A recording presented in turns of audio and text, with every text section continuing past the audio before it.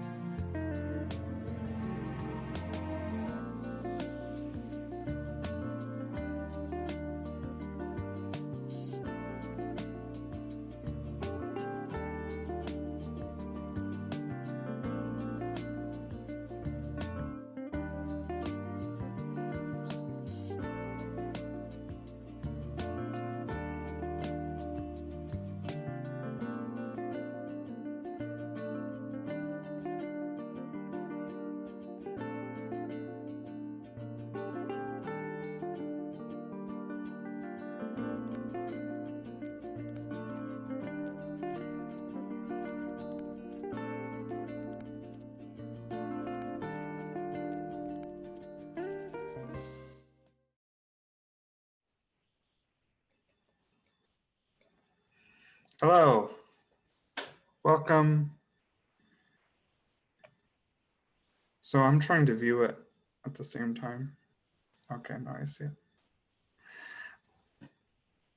Hello, welcome to the IMT's November event, November Marxist Study Group, How to Overthrow Capitalism, The Guide to Revolution. The IMT, it stands for the International Marxist Tendency. We're the Madison branch, part of the American section, called Socialist Revolution. You can visit us at our website, socialistrevolution.org.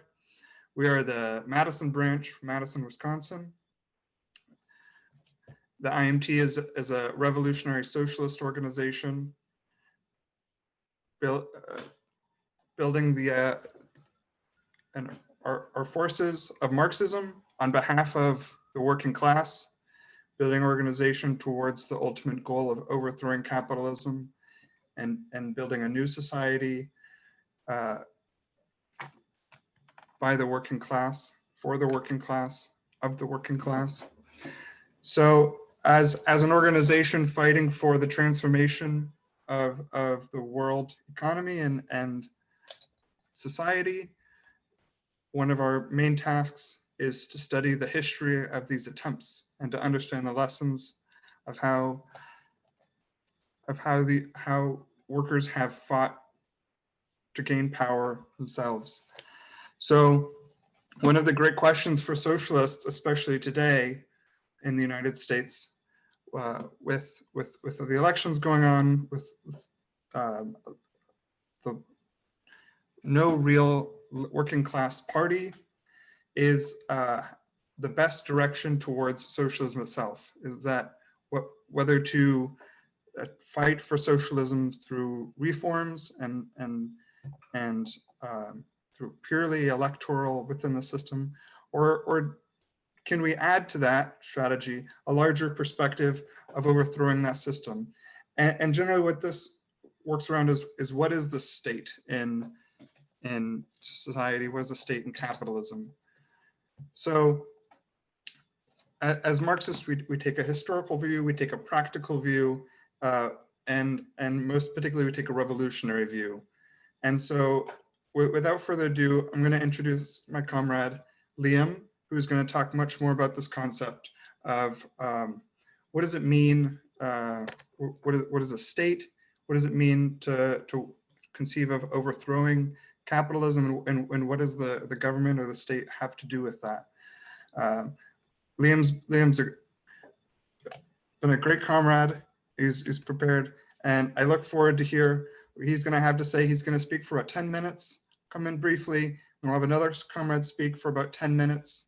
And then we're going to have a more sort of in-depth discussion on Zoom. So I hope I hope to hear all of what you have to say in that Zoom chat, and that we can really dig into these ideas together. But first, Liam, with a bit of an introduction on the state and how to overthrow capitalism. Take it away. Okay, fixing my levels. Hi everybody, my name is Liam. I'm a member here at the Madison branch of the International Marxist Tendency. And today we're going to talk about revolution. What is revolution exactly? What do we mean when we say that, and how do we go about it? So living here in 2010, it's it's no surprise to any, well, it's, everybody can kind of see that society is going through this transformation, and it really doesn't work for most people with the ecological crisis, with growing wealth inequality. There's more and more growing movement to transform society, and growing left in the United States and all over the world. We see the rise of the Bernie Sanders phenomena and a lot like it. But we have to ask ourselves this question is like, we need to have this transformation. Like, what exactly needs to happen, and how exactly do we go about it? And as Marxists, we don't pin our hopes on anything like fixed or eternal or these absolute ideas, but we actually take a dialectical approach through study of history, philosophy, economics, seeing these revolutions that have gone in the past and examining the balance of material and class forces that have brought us to this situation and where they could go from there.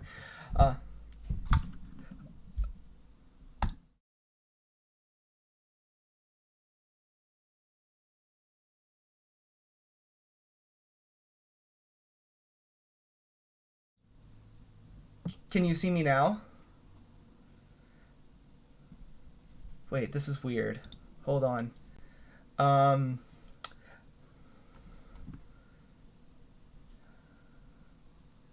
am I on now? Oh, well, my camera was never on Zoom. Once OBS takes the camera, it can't be used in Zoom.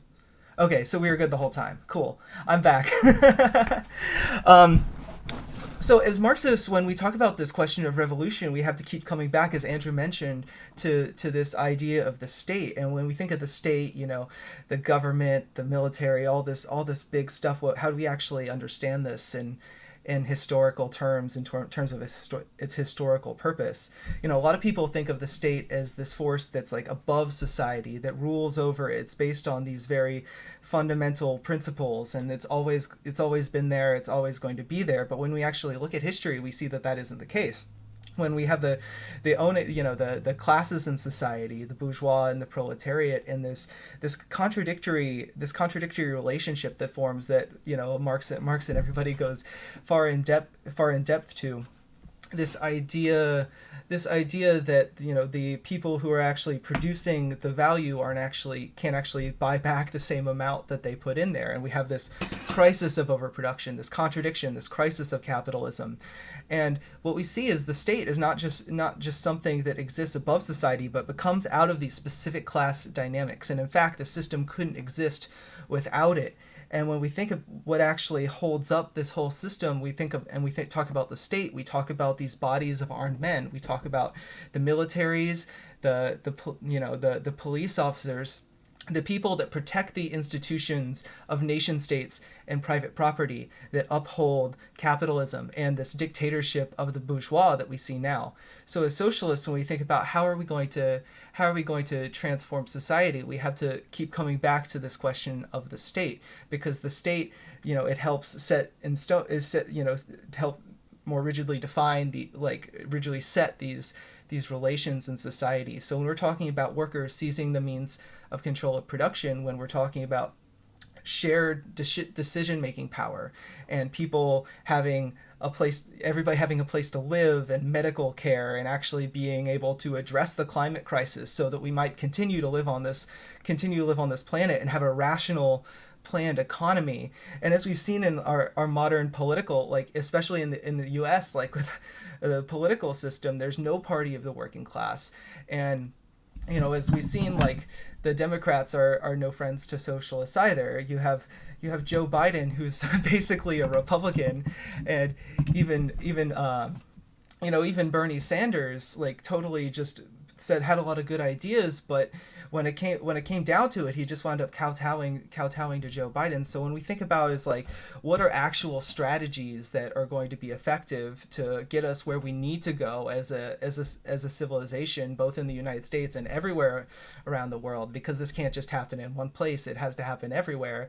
We have to really examine these relations in society, the state, and how this forms this class basis of oppression, and how the working class can overcome that, as we've seen in places all over the world, in France and in Russia.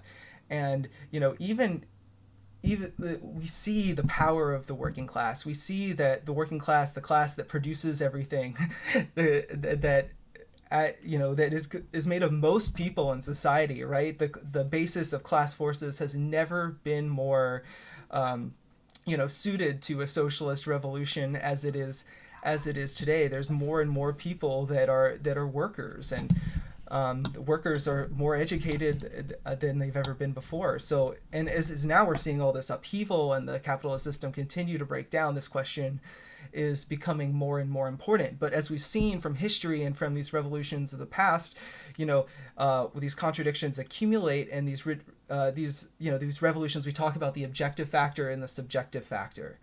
And the objective factor, it's a matter with these class forces coming to this point, and the contradictions in the system developing to a point where this revolutionary energy explodes in the working classes, where they weren't moving yesterday. They can a spark can light the whole powder keg, and they can move in force. And when they move, we've seen they are capable of completely uprooting society to its very core. But this is not something that happens automatically.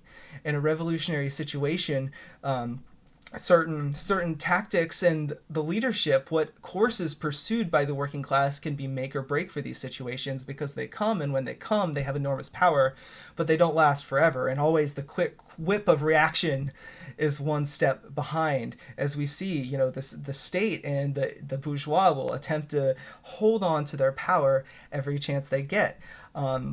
So we need to be very, we need to deeply deeply try to understand these relations, the material basis of society and how it exists, so that we can change it. We need to understand the revolutions of the past so that we don't make the same mistake in the future. And as we'll talk about and we'll develop, it falls on the Marxists as members of the working class ourselves to study that history, to study that theory, to understand, provide leadership a voice and a perspective, to act as a reference point. Because it's not, when we talk about revolution, right? It's not just something that happens overnight. We can't say abolish the state. We did it and we've abolished the state. We're all just living on co-ops. We all just opted out. Realistically, that's never going to happen. And also, a small group doing this little coup, right? Is not going to fundamentally change how society exists. It's not going to bring the working class in power, which is why with the Marxists and the IMT, we take this dialectical view, and we take this rigid, systematic, disciplined approach of building the organization, studying the theory, and intervening on behalf of the working class. So I've just started to dive into these ideas, and I hope that my comrade Yvonne will do a good job of digging even deeper for you. So with that, I will send it back to Andrew. Thank you, everybody.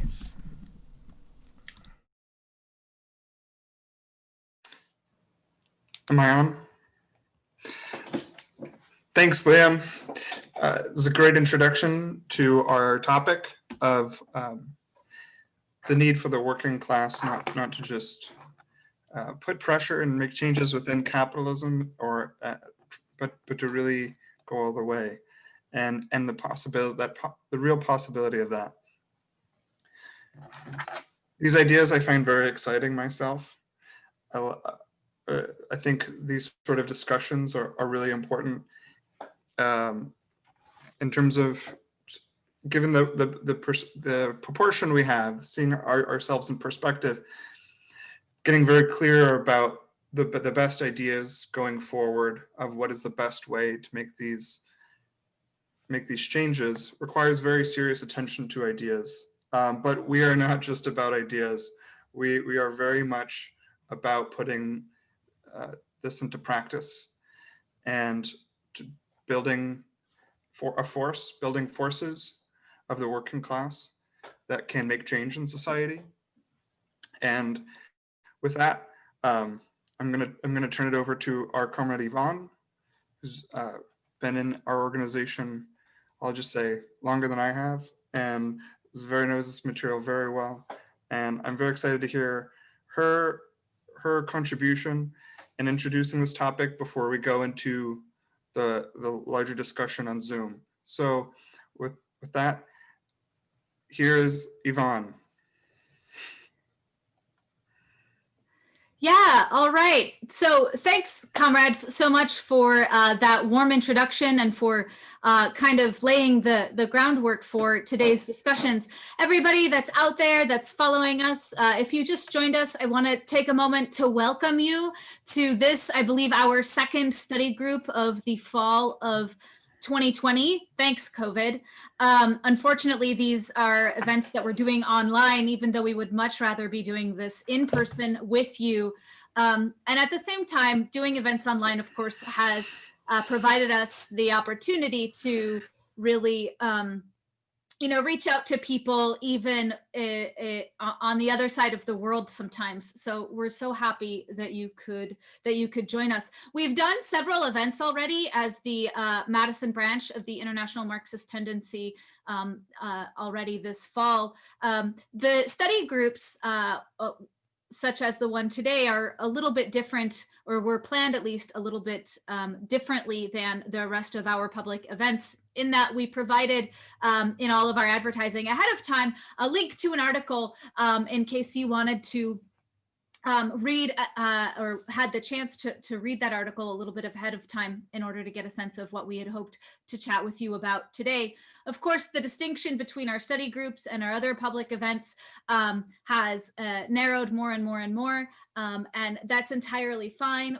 The intention was always as well to make sure that this was an accessible topic to whoever would be interested in discussing these ideas with us. Now, again, I do not in any way, shape, or form pretend to paint myself as an expert on these ideas. I think, this is a question of reading, of studying, of sharpening the ideas. And in part, that's where all of you actually come in, is through discussion is how, we can really sharpen these ideas and the method of Marxism. And so, again, we're hoping that you'll join us for the discussion part after I wrap up. As the comrades said, and as we kind of talked about a little bit in advertising this event, it's not really a question of whether or not the masses will step onto the scene of history. It's not a question of if, but of when, because it's no secret, right, that capitalism is in a deep, deep crisis, which was only exacerbated horribly by the crisis of the coronavirus all around the world. While 40 million people in the United States lost their jobs and their livelihoods within the space of a few weeks, since the onset of the coronavirus and a lot of the lockdowns across the United States, Jeff Bezos was able to increase his personal wealth by $92 billion. That's billion dollars. And as Congress decides that it wants to go on vacation for the week of Thanksgiving without passing any sort of relief bill, Americans are facing a really tough winter with no prospect, at least so far, of any sort of support or relief, and a deepening actually of this really horrible, horrible virus. As I said, it's not a question of, as the crisis deepens, of if, but of when the mass of the working class will step onto the scene of history. And when we as Marxists talk about a revolution, what are we talking about? We're talking about that moment when the mass of normally apathetic people begin to participate actively in the life of society, when they acquire an awareness of their strength and they move to take their destiny into their own hands. And so recognizing that at some point the mass of the working class will move, this is in part why we analyze and recognize that this question of what is the state and what is a revolution is of the utmost importance. And to reiterate something I think that we confront a lot, it's important that we recognize that Marxists have never denied at any time that the working class, as the working class moves to transform society, that it will encounter resistance from the capitalist class. But the truth is that the capitalist class could not at all maintain its grip on the capitalist system, could not uphold the capitalist system without the aid of what we call the reformists, those who use their authority within the working class to support and prop up the capitalist system. And I'll go over an example here in just a moment. And so what's important for us is to powerfully assert that we stand for the peaceful transformation of society, and that all of the blame for any violence would rest entirely on the shoulders of the ruling classes. But this is where it's really important to talk about the need for building the forces of Marxism now, today, because as a general rule, the stronger the forces of Marxism, the more success it will have in rallying the working class to its program and of winning the rank and file of the military to its side, right? As we saw in in Russia in 1917, talking about the state as armed bodies of men was made obsolete by the fact that there were no armed bodies of men at that time willing to defend the existing order. And that's the importance of, again, that building of a party, because 9/10 of the task of a socialist revolution is that work of winning over the masses by propaganda, agitation, patient explanation, and organization. And so without that kind of work, without that kind of preparation, I think the entire question of taking power becomes an empty one at best for a bunch of armchair socialists in bar rooms and libraries. Because again, unless a real revolutionary party were to win over the masses, it's incredibly pointless and counterproductive to talk at all about any inevitability of quote unquote violence. And that inevitability of violence, right, is that thing, that specter that capitalists and reformists always use in order to try to scare the working class into submission. And again, I think history is full of examples of exactly this, because in the end, the crisis of capitalism boils down to a crisis of leadership of the working class, and especially a crisis of reformism. And that's why we study the state, we study history as Marxists, we study economics in order to learn in part from past mistakes, so that hopefully the working class won't have to learn those lessons all over again in an incredibly painful way. Because this crisis, and so I want to touch a little bit more on this question of reformism and what are we talking about when we talk about reformism, right?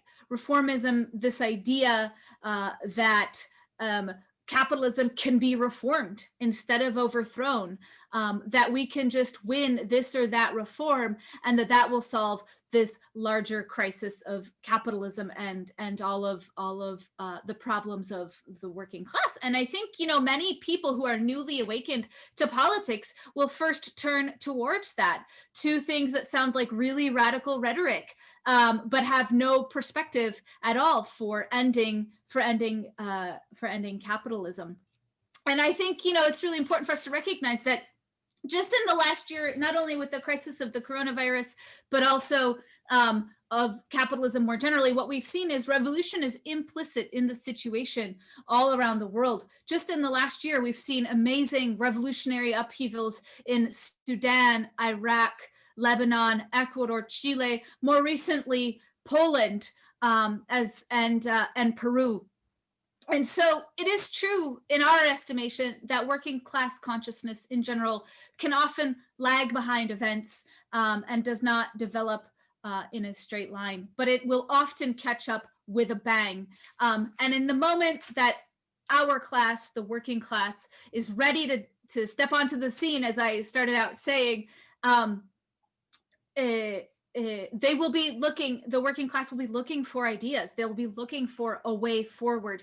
And time again, amazing, incredible revolutions have been lost by the betrayals of reformism, of convincing the working class that the way out is through handing power back to the capitalist class, to the bourgeoisie, and this or that tweak on the edges of society.